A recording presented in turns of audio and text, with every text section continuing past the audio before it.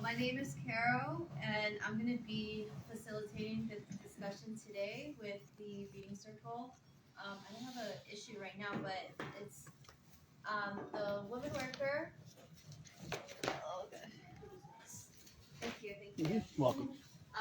This is Breaking the Chains magazine, which is the PSL Socialist Feminist magazine written by working class women for the working class, for all that want to break the chains, that want to be involved in the struggle to end capitalist society as we know it and focus on the socialist reconstruction based on the people's needs, based on the needs of all of those who want to fight for life and fight for all the things that make life worth living. And we want to end the society as is, where oppression, exploitation is the norm. But today we're going to be focusing on one issue called The Woman Worker. This magazine comes out quarterly. Ellie, I don't know if you want to add some editor's notes about this edition before we get started. Yeah, sure. So, thank you, Caro. I'm Elizabeth. I'm a member of the Party for Socialism and Liberation. And this issue, The Women's Worker, it talks about women's involvement in labor organizing, women's roles as workers in society, and the contributions that women have made to advance the struggle for workers' rights. Um, while it is focused on the lens of women, it is an issue that impacts all society. And so we know that every issue is a women's issue, and so we want to bring that to the forefront with a Marxist perspective and analysis of the relationship between women and the work that they do, and how that manifests in terms of struggle and conflict with the bosses when they try to maximize profits, and that's at the expense of our labor and our labor power. And so there's a clash in terms of struggle to push forward and make sure that we advance our wages, that we advance, our working conditions, that we want dignified workspaces. And so the women worker is essentially, and Breaking the Chains as a holistic publication is used as an organizing tool so that we can study what has happened historically, what's happening currently, so that it can inform and help us push our struggle forward. So using the theory and moving it into praxis. So I'm really excited for everyone to be here and for us to discuss this issue, especially in commemoration of International Workers' Day, which is tomorrow, May 1st, which is a celebrated and commemorated holiday across the entire world. In the US, we get Labor Day all the way in September to make that disconnect with the global workers' movement, but we won't let that happen. We will connect the worker struggle internationally because May Day does have a history and origin within the United States with the Hayward Market Massacre, where workers try to organize and got crushed and obliterated by workers. And to celebrate the worker and the workers' movement and struggle and international solidarity, workers around the world took up the call to declare International Workers' Day. So thank you everyone for being here, and Caro, we can get started. Thank you. All right. So it's gonna be May Day tomorrow, right? Monday, May 1st, and we want to open this up by the woman worker. We're all workers here.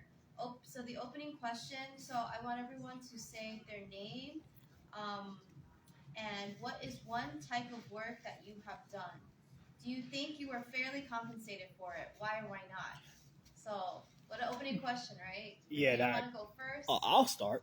Hi guys. My name is Christopher Johnson. I'm from Brooklyn. I'm from Crown Heights, Brooklyn. I was referred to by Kathy Rojas, one of the members of PSL. And to answer your first question, I that's like a no. I don't feel like I was compensated well at all, and I think I know I wasn't compensated well, at all. I used to work security for a labor union, 33BJ as a security guard, and there was times that I used to get not paid at all. sometimes not get paid for my work. But it's really tough to be compensated for your work, especially I used to work non-union because of the retaliation tactics that these companies will do if you try to speak up to them. So, yeah, thank you. I'm Elizabeth, and I've been very conscious and mindful about how the work that I produce. I'm an office worker, but how my work is used to um, simplify and streamline work streams with the intention to make things more like profitable, right? And so I've just been very cognizant as we move into a world of automation and increased digital presence, what that means. And it made me think about all of the work that teachers have done during COVID and how all of their curriculums and things have been uploaded into some cloud, and how it's being repurposed and used, and how our labor is continuously used in a way that we no longer get compensated for that work, but that work is still very valuable. And so, teachers worked really, really hard during the pandemic to make sure that education and learning online was accessible as possible, but just thinking about the exploitation of that work after the fact. So I think about how that might relate to my day-to-day experience as well.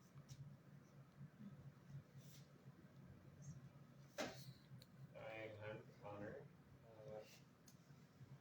I work as a therapist, which is a job that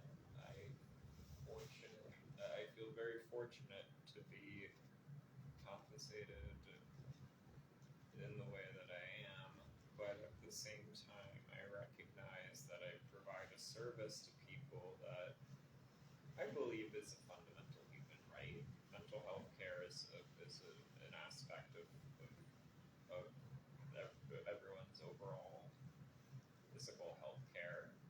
And the going rate, apparently, from what I've heard the last time I checked, the going rate for a therapy session under Medicaid, a therapist is entitled to like $190 per session or something, which I do work at a clinic where people are not supposed to be billed.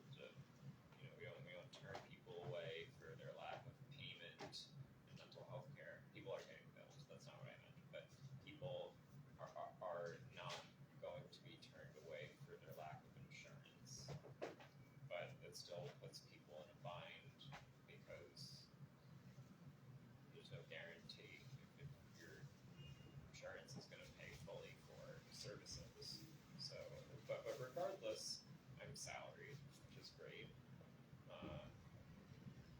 Not every therapist, if you want to work in private practice, it's just not incentivized the same way to. You have to handle all of your billing, and this is why people set rates that are even higher than like 190 a session, and most people don't pay that. Like that's not typically what like the going rate is outside of clinics like the one that I work at. Anyway, I'm very lucky, but I also could be out in the world trying to, I anticipate what it would be like if I actually was not working at a health center like this and I was trying to work in private practice, because I don't know how I would ask for compensation from my clientele and actually make it as a therapist. Stuff. Sounds like we're speaking about the just fundamental problem of commodifying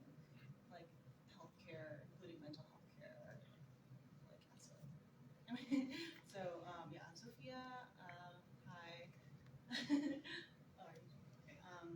I am, well, I've worked in kind of like two main like kinds of jobs in my life. Like I've mainly worked in case management, social work essentially since college, while in college, as well as like random sort of like service, like food service types of jobs. None of the sort of like more like highly paid or like really prestigious or whatever ones, for sure. I think in both of those different types of sectors, I've definitely experienced similar feelings of like powerlessness, I guess, like just being kind of in a position where um, you're not really able to control a lot about the circumstances of your day-to-day work, and you are sort of you're in your workplace to essentially like protect the bottom line of the organization or the company that you're working at, even though sort of nonprofit type work isn't supposed to be allegedly oriented toward profit. And then in particular being in a social work capacity, working with populations that are like the most sort of dispossessed and disenfranchised in society, like particularly working with the homeless population in New York and undocumented immigrant workers who are also trafficking providers. That work is really difficult because you want to be able to provide support to people that have gone through so much, that like deserve way more than like you could ever sort of give them. But then also you become the wedge between them and all of the problems that capitalism has created and all the failures of the system to address their needs in terms of healing and redressing those issues. So, I mean, I don't feel like I've never really felt like especially in past jobs, like that whatever I was receiving in terms of compensation, like I've never made a lot of money. I never feel that. I don't think in any job that I'll ever have, I will. I don't have exactly the kind of things that would make lots of money or marketable under capitalism, and that hasn't been my priority. But also, there are kinds of work that women get trapped into, especially in terms of care and service work. And you're kind of almost made to feel guilty for any of the money that you're making, even even a little bit, even if it's basically problems that don't cover your cost of living.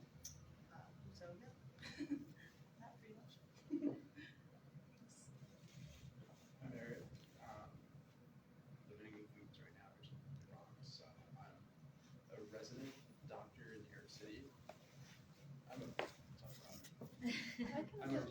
I'm in my residency in New York City, so I'm in a doctor training program that I started just after finishing medical school. The question of compensation is interesting because the money that we're salaried is actually not that bad, but when you look at the number of hours that we work on a given week, the actual amount of money that we're bringing home proportionally isn't at all well compensated when we're working 80 plus hours a week, spending the majority of our time outside of our home, not having any amount of time for our own health, for taking care of ourselves and our families outside of working is a huge sacrifice that we make in addition to the number of hours that we are expected to put in and day out just to become doctors and functioning as independent doctors a couple of years down the line. Thank you. So back to me. Hey, are you for your own purposes? Yeah, it's like live stream. Send it to Kathy. Your what? Send it to Kathy Rojas. This is the live stream. Your live stream? Yeah, I'm live streaming. You want me to cut it off or? Oh yeah, I'm not sure. Just because we didn't know. Oh, sorry. I cut it. I that's- cut the live stream. I'm sorry about that. Yeah, I mean we just didn't. We just weren't prepared for that. Oh, I apologize. I cut it right now. I apologize. Yeah. All right, cool. Is it your own following? Yeah, but I mean, I cut it off. It's okay. I have a follow on Instagram. You have a what? Instagram following. I'll tag you guys if you want. Okay. But I cut it off. Yeah, thank you. I think it's just like Yeah. for events and things like that. If we don't know that we're being live I streamed, apologize. it's